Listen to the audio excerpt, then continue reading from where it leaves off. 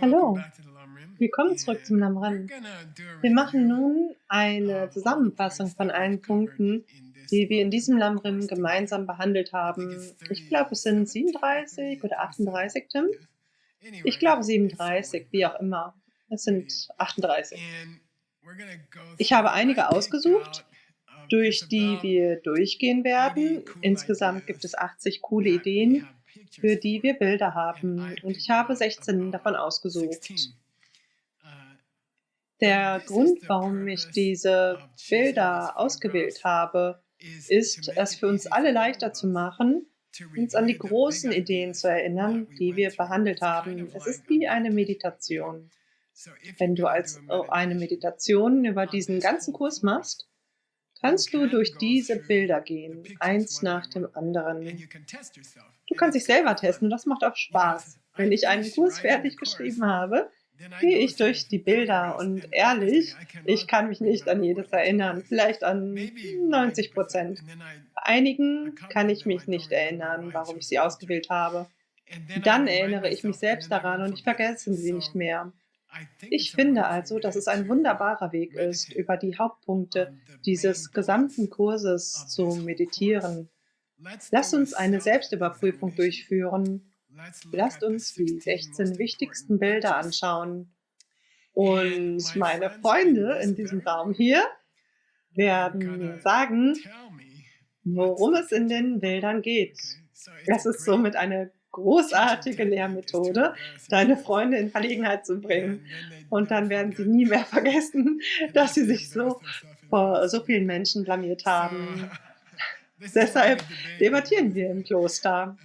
An die Debatten, die ich verloren habe, erinnere ich mich besonders. An die Debatten, die ich gewonnen habe, kann ich mich nicht erinnern. Lasst uns beginnen. Erstes Bild. Erinnert ihr euch? Ich gebe euch einen Hinweis. Das hatte mit dem Virus zu tun. Erinnert sich jemand? Das Virus in die Mitte der Sonne schicken. Ja, richtig, das Virus in die Mitte der Sonne schicken. Ich erinnere mich nicht an den Temperaturunterschied, aber es ist erstaunlich. Es ist unglaublich. Die Temperatur in der Mitte der Sonne ist unglaublich. Und die Idee ist, dass Bodhicitta oder die Vision des Bodhisattva, der von Planet zu Planet springt, auf Milliarden von Planeten, in wenigen Sekunden, dort jede einzelne Person trifft und sich dort um jede einzelne Person kümmert. Die Entscheidung, sich um jede Person dort zu kümmern, ist so kraftvoll, dass so etwas wie Covid dem nicht standhalten wird. Wenn jede Gruppe auf der Welt ernsthaft Bodhicitta studiert, können wir das Virus ganz leicht töten. Es ist, als würde man es in die Mitte der Sonne schicken. Das ist also das erste Bild, um das ihr euch erinnern sollt, die Kraft dieser Entscheidung, sich um alle Menschen im Universum zu kümmern. In Ordnung. Zweites Bild, Herr Pachi. Erinnert ihr euch an dieses Laktil Judam? Was bedeutet das? Ja, der Name dieses Buches. Eine Gabe der Befreiung in unsere Hände gelegt. Aber es gibt in den Schriften eine andere Beschreibung von Hand.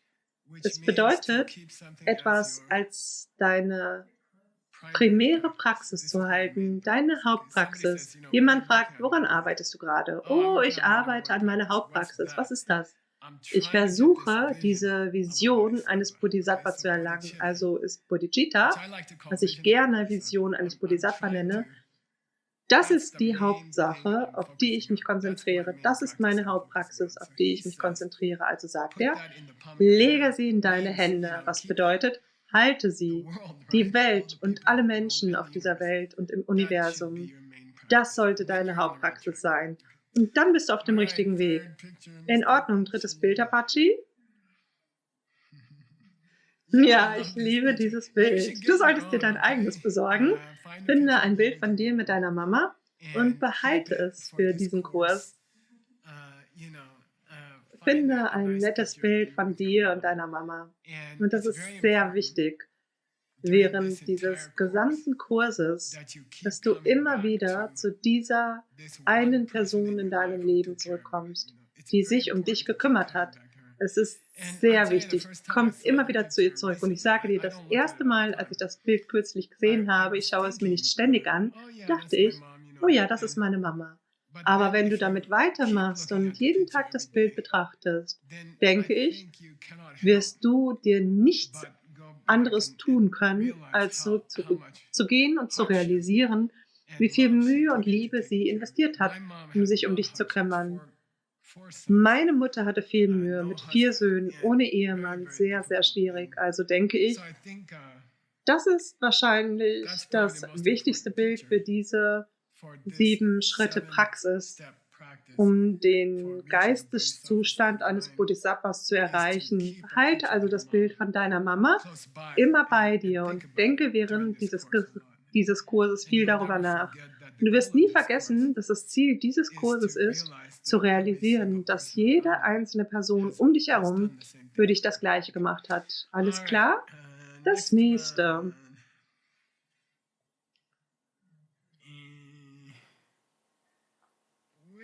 Warte eine Minute, das ist das falsche Bild. Seid ihr sicher, dass es das nächste ist? Ich denke an Dharmakirti. Und nein, ihr habt recht, das ist das Richtige. Es tut mir leid. Das war der Beweis von Dharmakirti. Ich hatte das Bild von Dharmakirti erwartet, aber das geht auch.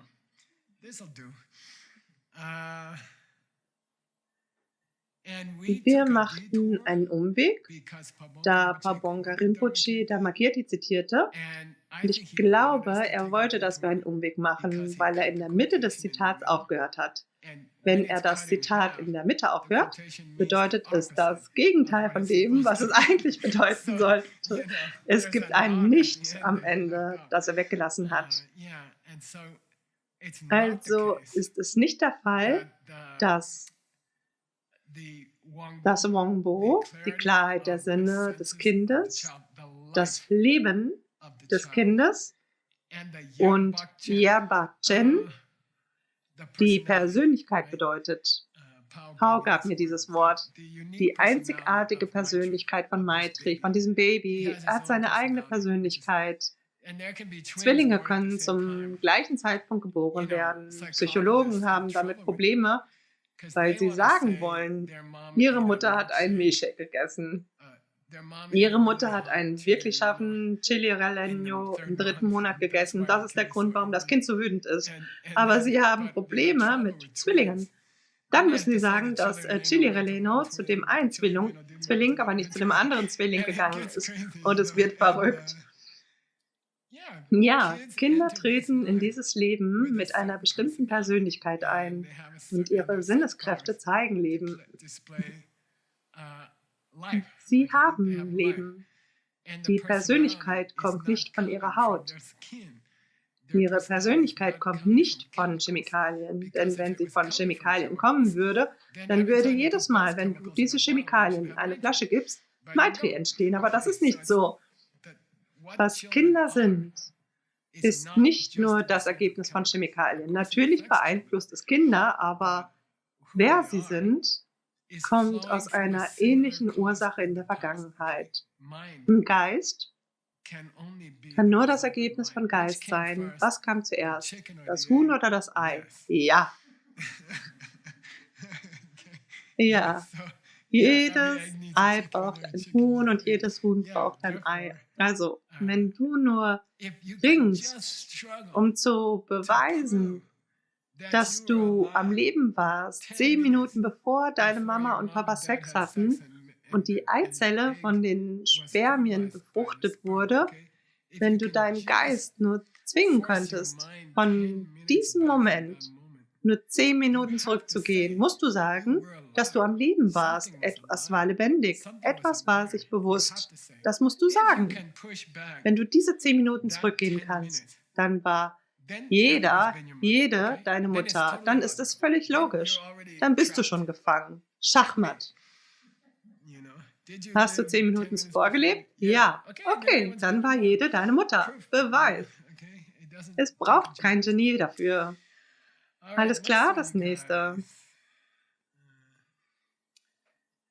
Erinnerst du dich an dieses? Es war eine Betonung auf Standort. Könnt ihr euch erinnern? Ja, wenn du unzählige Geburten hattest, dann bist du auf jedem Quadratmeter im Universum getreten oder darauf geboren. Unzählige Male, Milliarden Male. Es macht also irgendwie Spaß. Ich gehe gerne in der Wüste wandern, finde einen Stein. Es ist so schwierig, in Diamond Mountain einen Stein zu finden.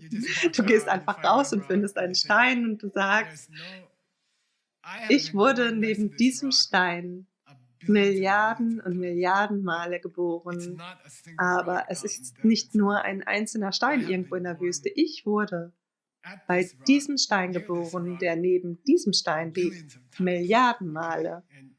Und dann bekommst du ein Gefühl dafür, wie oft es schon passiert ist. Es ist sehr schwierig. Es ist einfach mit dem Wort unzählig herumzuwerfen. Im Buddhismus werden wir faul. Viele Leben lebst du? Unzählige Leben. Ja, aber was heißt das wirklich? Das heißt, du wurdest überall Milliardenmal geboren. In jedem Land, in jeder Sprache, in jeder Welt, auf jedem Planeten, auf jedem Stern, Milliardenmal. Versuch so zu denken. Ich mag es, in Diamond Mountain rauszugehen bei Neumond, Yamantaka-Tag, und in den Himmel zu schauen, die Milchstraße anzuschauen. Heute Morgen habe ich Stevie Wonder gehört, Ribbon in the Sky, und ich fragte Veronika, was ist das Band im Himmel? Vielleicht ist es die Milchstraße. Milliarden und Milliarden von Sternen. Ich erinnere mich an eine Chinesin aus Shanghai. Ich bin nach Shanghai gereist, ich habe in Shanghai unterrichtet. Sie sagten mir, ich soll drinnen bleiben. Bleib im Hotel, geh nicht raus. Ich fragte, warum? Und sie sagten, schau, jetzt aus dem Hotel raus. Und ich habe zum Hotel geschaut. Es gab ungefähr 15 Meter entfernt einen anderen Teil vom Hotel und du konntest ihn nicht sehen. Die Luftverschmutzung war so schlimm und sie sagten, geh nicht raus. Ich dachte, wow, das ist echt seltsam. Du kannst rausgehen. Und dann sagte mir eine Dame aus China, rate mal, ich bin nach Diamond Mountain gekommen, ich habe die Milchstraße gesehen, ich habe alle Sterne gesehen. Kann ich dir eine Frage stellen? Ja, was? Werden diese Sterne morgen auch noch da sein oder nur heute? Habt ihr morgen auch noch diese Sterne? Ich sagte, wir haben sie jede Nacht. Sie sagt, wow, ich dachte, die gibt es nur einmal im Jahr. Sieh dir diese Milliarden Sterne an und denke darüber nach, wie du auf jedem 1 Milliarde Mal warst. Ich spiele auch gerne ein Spiel mit mir selbst. Ich gehe raus, es gibt eine App. Welche ist das? Himmel-App oder so? Sky Guide oder sowas ähnliches. Wie heißt es? Sky Guide, ja. Lade sie auf dein Handy. Es ist unglaublich. Sie sagt dir, wie der Name des Sterns lautet. Ich spiele gerne mit meinem Sky Guide und schaue mir den nächsten Stern an, auf dem ich im nächsten Leben geboren werden möchte. Ich sage, wo werde ich als nächstes hingehen? Es ist einfach sehr cool. Gut, es gibt keinen Ort, an dem wir noch nicht geboren wurden. Nächstes Bild, Leute.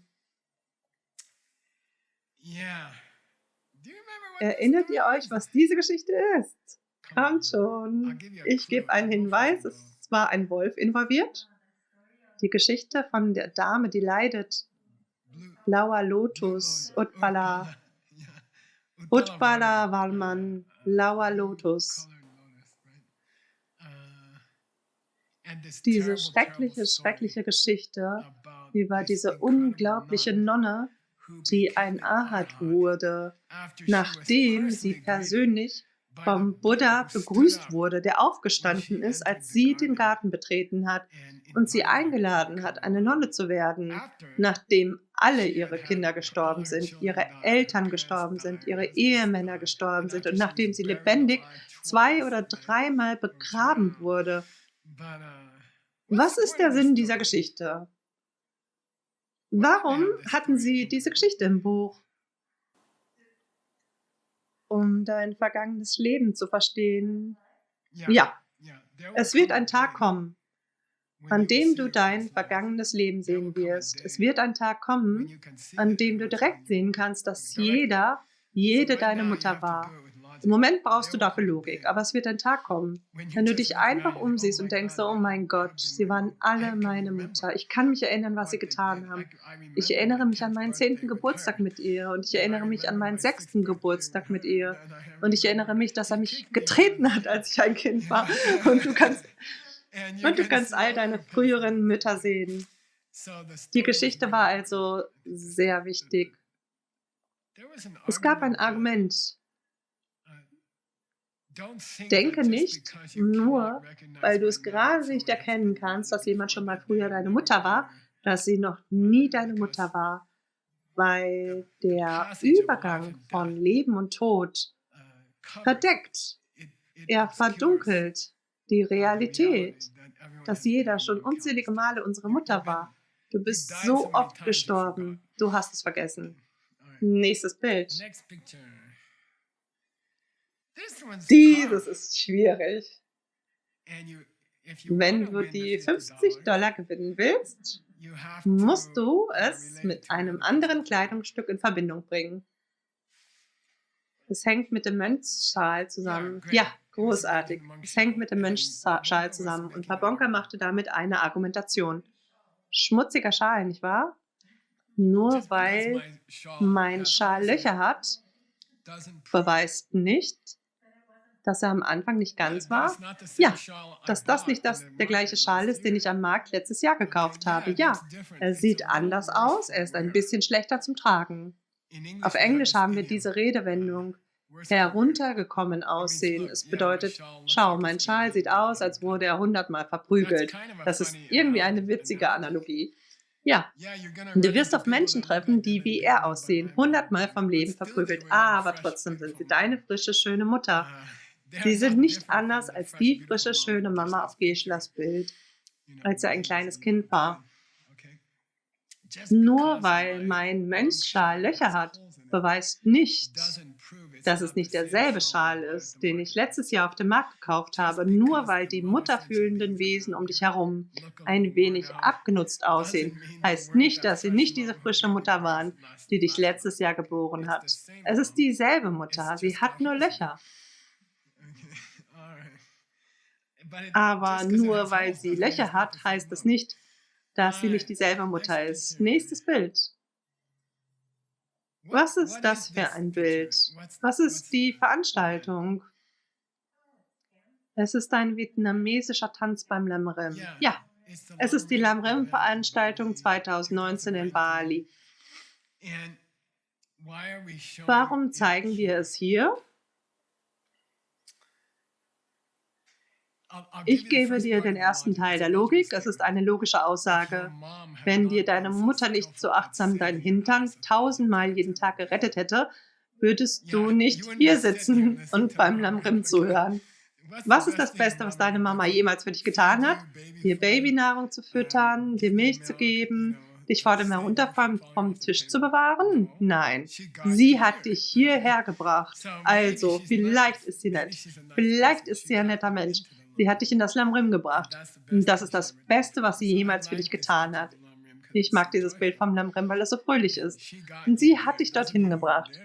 Diejenigen von euch, die dabei waren, es war ein sehr schöner Moment, alle unsere Freunde dabei zu sehen, ihre traditionellen Tänze aus vielen Ländern aufzuführen. Und deine Mutter hat dich hierher gebracht. Das ist das Beste, was sie je getan hat. Das nächste. Nun, das nächste, jemand muss mir die ganze Geschichte erzählen. Ich möchte die Geschichte nicht erzählen. Wer macht es? Patschi? Laut, damit sie es hören können. Das ist eine Geschichte von mongolischen Kindern, die keine Eltern haben, wilde Kinder. Nimm es nicht als selbstverständlich an, sie leben in der Kanalisation. Wenn deine Mutter nicht so hart gearbeitet hätte, wärst du ein wildes Tier. Du wärst einfach ein wildes Tier. Es ist nicht so, dass du von Natur aus zivilisiert bist. Bist du nicht. Deine Mutter zivilisiert dich. Also nimm die Mutter weg, wie bei den Kindern, die wir in der Mongolei gesehen haben, die in der Kanalisation leben. Sie können keine menschliche Sprache sprechen. Sie verstehen die menschliche Sprache nicht. Sie laufen nackt herum und sie beißen Touristen, die ihnen ihre Geldtasche nicht geben. Du wärst genauso. Du wärst genauso. Ohne deine Mama wärst du ein wildes Tier. Du wärst gleich. Also denk drüber nach. Der Unterschied zwischen dir und einem wilden Tier ist deine Mutter, insbesondere das Geschenk der Sprache zu erhalten und das Sprechen beizubringen. Wir benutzen es nicht immer für den besten Zweck, aber das ist ein außergewöhnliches Geschenk. Alles klar, das nächste. Jemand erzähle mir die ganze Geschichte für $0. Wenn deine Mutter dich schlägt, ist sie wie unter Drogen. Ja, deine Mutter hat versehentlich Medikamente genommen. Und sie ist einfach ein wenig gewalttätig geworden. Sie erkennt dich nicht, wenn du in den Raum kommst. Du wirst sie nicht erschießen. Du wirst versuchen, sie einfach zu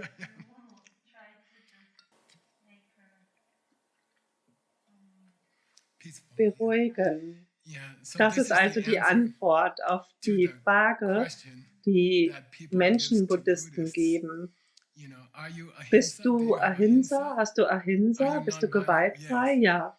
Also, wenn dich jemand mit einem Messer angreift, du eine Waffe hast, wirst du sie nicht erschießen? Und du sagst nein. Und sie fragen, warum? Würdest du deine eigene Mutter erschießen, wenn sie mit einem Messer auf dich losgeht? Komm schon. Meine Mutter wird nicht mit einem Messer auf mich losgehen. Ja, aber wenn deine Mutter verrückt geworden ist, weil sie vorsichtig Medikamente genommen hat und verrückt wird und denkt, du bist ein Dieb und sie auf dich zukommt mit ihrem Küchenmesser und sie ist dabei, dich zu töten, würdest du sie dann erschießen? Und du denkst,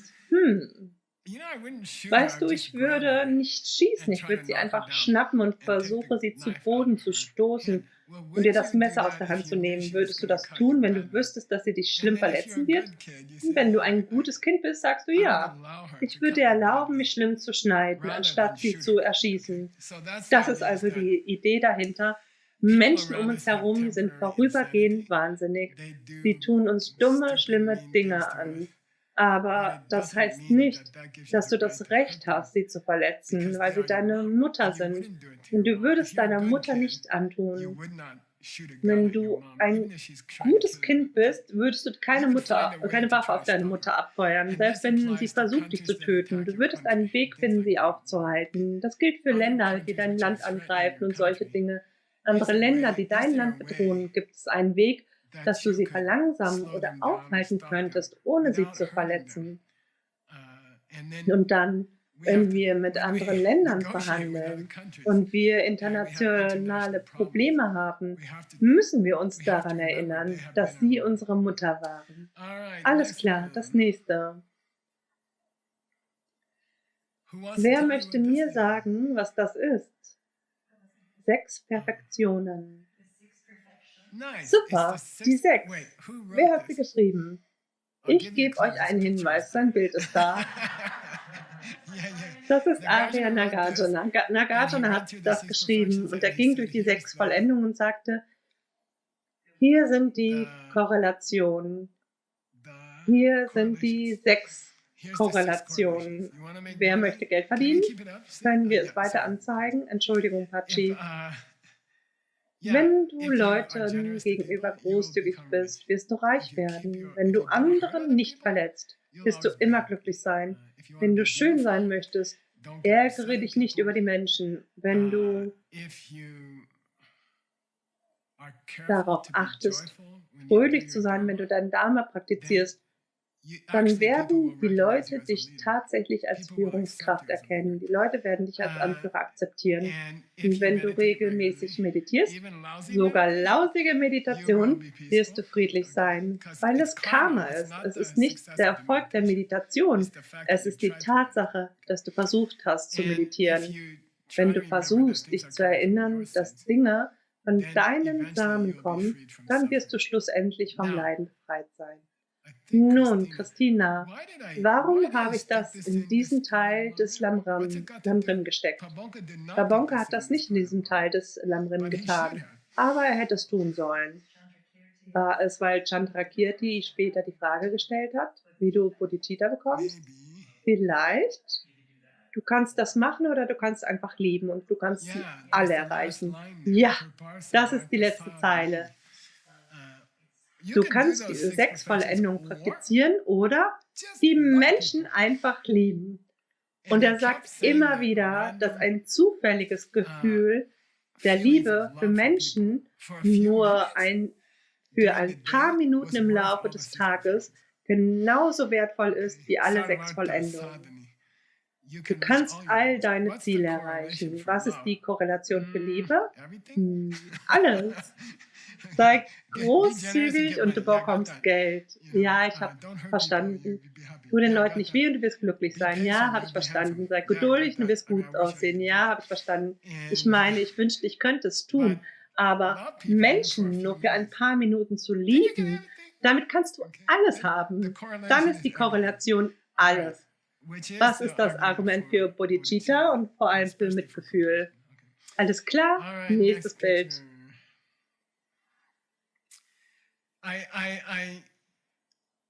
Ich fühle mich mit dem Wort Bodhicitta persönlich unwohl, wenn es viel benutzt wird, besonders wenn es Leute falsch mit einem C buchstabieren, was nicht der Aussprache entspricht. Es ist die technische Transliteration. Dann spricht Bodhicitta nicht mit einem C aus, es ist Cha, es ist, bitte sag nicht Bodhicitta, wie auch immer. Dieses Wort ist mir unangenehm, weil es sich so fremd anfühlt. Hast du Bodhicitta? Ich hoffe, nein. Ich habe mich doch impfen lassen. Nein, nein, das ist etwas Gutes. Nun, was ist es? Also, was ist es?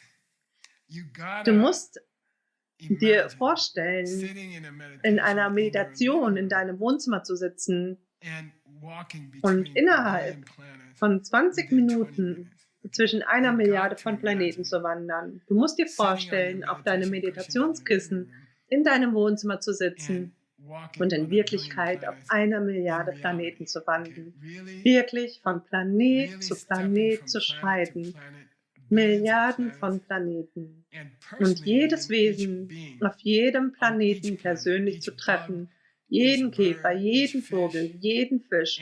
Und ihnen zu versprechen, dass du dich um sie kümmern wirst. Du musst dir vorstellen, diese Erfahrung zu haben. Und wenn du das erfahren hast, dann ist der Rest deines Lebens einfach. Dann ist der Rest deines Lebens lächerlich einfach. Wenn du nur diese 10, 20-minütige Erfahrung hast, dann spielt es keine Rolle, was im Rest deines Lebens passiert. Du bist einfach außerordentlich glücklich. Und das ist Bodhicitta. Denk bitte nicht, dass es irgendeine seltsame buddhistische Sache ist. Das ist es nicht. Ist es seltsam? Ja. Ist es ungewöhnlich? Ja. Ist es eine Erfahrung, von der du an der Uni noch nichts gehört hast? Ja.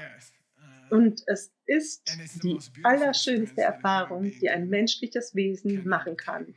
Und du wirst es nie vergessen. Dann wird dein ganzes Leben ein klares Ziel haben. Du weißt, was du in dieser Welt zu tun hast. Und es ist sehr, sehr entspannend und beruhigend. Du weißt, was deine Aufgabe ist. Zurzeit strukturieren wir eines unserer Unternehmen um. Und die Leute fragen, was ist mein Job, was ist meine Aufgabe? Ich sage, keine Sorge, ich werde dir eine Jobbeschreibung geben. Und sobald du die Jobbeschreibung auf einem Blatt Papier festhältst und es ihnen gibst mit den Worten, das ist dein Job, und dort steht Punkt, Punkt, Punkt, Punkt, und sie sagen, am Ende des Bewerbungsgesprächs sage ich, hier ist deine Visitenkarte. Und sie sagen, oh Mann, ich habe einen Titel, das bin ich. Vizepräsident für den Betrieb. Jetzt habe ich einen Titel. Und der Punkt ist, du bekommst diese Bodhisattva-Visitenkarte, die lautet Tim Löwenhaupt Bodhisattva. Dann sagst du, ja, jetzt weiß ich, wer ich bin. Jetzt weiß ich, für welche Firma ich arbeite und ich weiß, was meine Position ist. Ich habe eine Position und es fühlt sich großartig an. Das ist deine Position auf Lebenszeit. Alles klar? Das nächste. Denk also bitte bei Bodhicitta nicht an eine kleine buddhistische Sache mit einem Sanskritnamen. Es ist eine Lebenserfahrung, eine einmalige Erfahrung im Leben. Gut, auf geht's. Wer erklärt mir das? Es ist lange her. Es gibt einen Unterschied zwischen den Schafen, die heute getötet werden, und denen, die auf der Weide herumstehen. und das Gras genießen. Ja, gut, gut. Sie enden alle gleich. Und hier im Peachtree Café ist es genauso. Die Menschen vergnügen sich, sie essen eine Mahlzeit, aber am Ende des Tages gehen wir alle auf denselben Ort zu, sitzen wir alle im selben Flugzeug. Ja, cool. Jeder dieser Menschen, jede Person hier liegt in einem Krankenhausbett in den letzten Atemzügen nach einem gescheiterten Kampf gegen Krebs. Ich finde es immer so lustig, wenn es heißt, nach einem tapferen Kampf gegen den Krebs. Also komm schon, Kämpfe gegen Krebs sind immer einseitig. Du stirbst. Also jede Person hier, die berühmte Zimtschnecke im Peachtree Café ist gleichwertig wie ein Mensch, der in einem Krankenhaus stirbt. Sie schauen nur anders aus. Dann vergiss nicht, dass sie unsere Mama waren. Darum müssen wir uns um sie kümmern. Wir sollten versuchen, ihnen zu helfen. Alles klar, nächstes Bild. Jemand soll mir sagen, warum dieses Bild das gleiche wie das letzte Bild ist. Weil es junge Leute sind, sie sind lebhaft, lebendig und bei ihnen läuft alles, aber auch sie werden sterben. Ja, auch sie liegen in einem Bett im Krankenhaus, in ihren letzten Atemzügen, außer dass sie einen schwerwiegenden Nachteil haben. Die Begeisterung am Leben. Sie tun kleine schlechte Dinge, um dieses neue Haus zu bekommen, um diesen netten Job zu bekommen, um dieses nette Hemd und dieses schöne Kleid zu kaufen. Sie sind keine grausamen Leute, sie haben keine Menschen in Gaskammern gesteckt oder so, so sind sie nicht. Sie sind normale Menschen. Sie tun kleine Dinge, um andere Leute zu ignorieren und andere zu verletzen. Sie sind keine schlechten Menschen, aber sie sammeln ständig kleine Samen, die sich vervielfachen und ihnen später großes Leid bringen. Diese Menschen leiden genauso wie eine 90-jährige sterbende Frau am Sauerstoffbeatmungsgerät im Krankenhaus. Diese Menschen sind gleich. Tatsächlich geht es diesen Leuten schlechter, weil sie das Karma ansammeln, 1000-mal in diesem Krankenhausbett zu liegen, bei diesem Maklertermin. Während des Maklertermins. Gut, das nächste. Wir haben noch 2 vor uns. Und das heißt Ze und Tim erklärt es. Ze. Sprich lauter. Sie macht zu Hause ihr Frühstück, während ihre Tochter, ihr Baby krank im Krankenhaus ist. Und sie kann an nichts anderes denken als an ihre kranke Tochter. Und deswegen ist sie zäh, heiß zu messen. Sie weiß, dass sie etwas hat, aber ich erinnere mich gerade nicht daran, was es ist. Woher wissen wir, wann wir Liebe haben? Mitgefühl.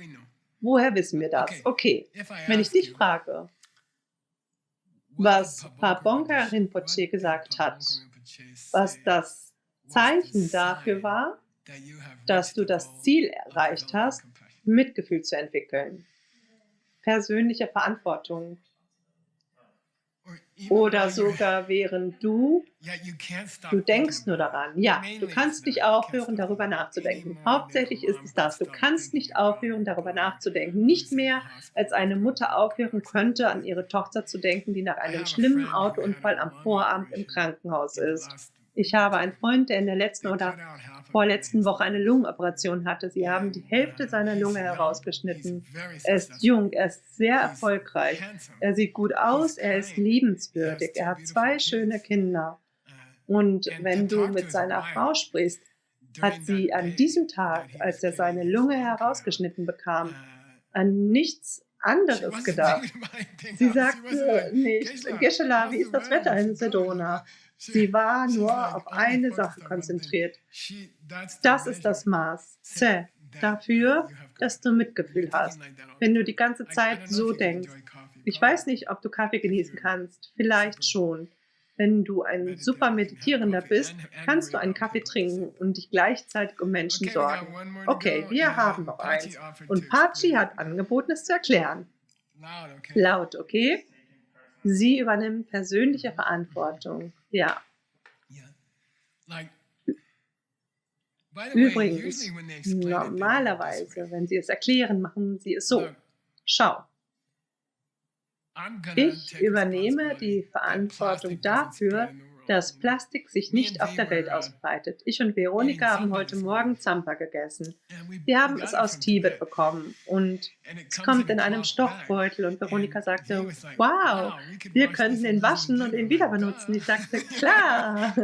Und dann meinte sie, wahrscheinlich haben die Leute das früher gemacht. Ich sagte, ja, ich denke schon. Du wäschst die Tasche einfach wieder und dann tust du noch mehr Zampa hinein. Wenn du dich also entscheidest, kein Plastik zu benutzen, wir sprachen über unsere Freundin Anjali. Sie hat sich entschieden, vorsichtig mit Verpackungen umzugehen. Sie steckt all ihren Müll jede Woche in einen so großen Mülleimer. Wir haben 24 Säcke mit Zeug. Wenn wir uns einfach entscheiden, jeder Einzelne, ich weiß nicht, was der Rest der Welt tun wird, ich weiß, dass sie diese großen Autos fahren und Benzin nutzen, dass sie nicht nutzen müssen. Ich weiß, dass sie jeden Moment alle Arten von Plastik wegwerfen. Aber ich persönlich habe mich entschieden, dass ich Müll aufsammle, den ich auf der Straße sehe.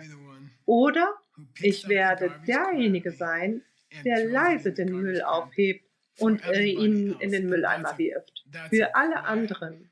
Das ist eine leise, bescheidene persönliche Entscheidung, die du triffst, anderen Menschen zu dienen, auch wenn sie es nicht wissen, und zukünftigen Generationen zu dienen. Ich werde mich kümmern. Ich werde derjenige sein. Ich fange an. Ich kümmere mich um zukünftigen Generationen. Ich kümmere mich um diese Welt. Ich werde meinen kleinen Teil tun, diese Welt ein bisschen sauberer an die nächste Generation weiterzugeben. Oder eine Art von persönlicher Verantwortung wie diese. Das ist also der 6. Schritt, um Bodhicitta zu entwickeln. Und im nächsten Kurs werden wir darauf eingehen, wie es sich anfühlt, wenn du Nummer 7 erreichst, was ein berühmtes Ergebnis der ersten 6 ist. Im nächsten Kurs gehen wir darauf ein, wie es sich anfühlt, wenn man dort ankommt. Okay, ich möchte Tim Löwenhoff dafür danken, dass er so hart arbeitet. Er arbeitet den ganzen Tag, die ganze Nacht. Seine Arbeit, diese Hotels in dieser Stadt zu führen, zahlt mein Gehalt. Danke dafür. Und die Lebensgrundlage vieler anderer Menschen. Und wegen ihm habe ich einen Kühlschrank und so weiter. Dann übernahm er auch Verantwortung dafür, diese Lamrims zu produzieren. Ich denke, seine großartigste Leistung ist, weil er eine nette Person ist, dass er eine so nette Person ist, dass so viele Freiwillige auf der ganzen Welt sich angezogen fühlen, die helfen, weil er so ein netter Mensch ist. Danke dafür. Und danke, Pachi und Pau, dafür, dass ihr von Mexiko rausgeflogen seid, um dieses technische Equipment zu bedienen, weil Opa in 1000 Jahren diese Technik nicht bedienen könnte. Venerable Gyeltse, danke dir für Diamond Mountain. Venerable Connie, danke für YSI. Und dass du uns gesund und am Laufen hältst. Und Christina Kassika, danke dafür, dass du dich leise, anonym um alle unsere Bedürfnisse kümmerst. Es ist sehr anmutig und sehr elegant und danke dafür. Und danke, Venerable Jigme, dafür, dass du mich herumgefahren hast, damit ich das Lamrim im Auto erledigen kann. Wir sehen uns beim nächsten Lamrim. Yay!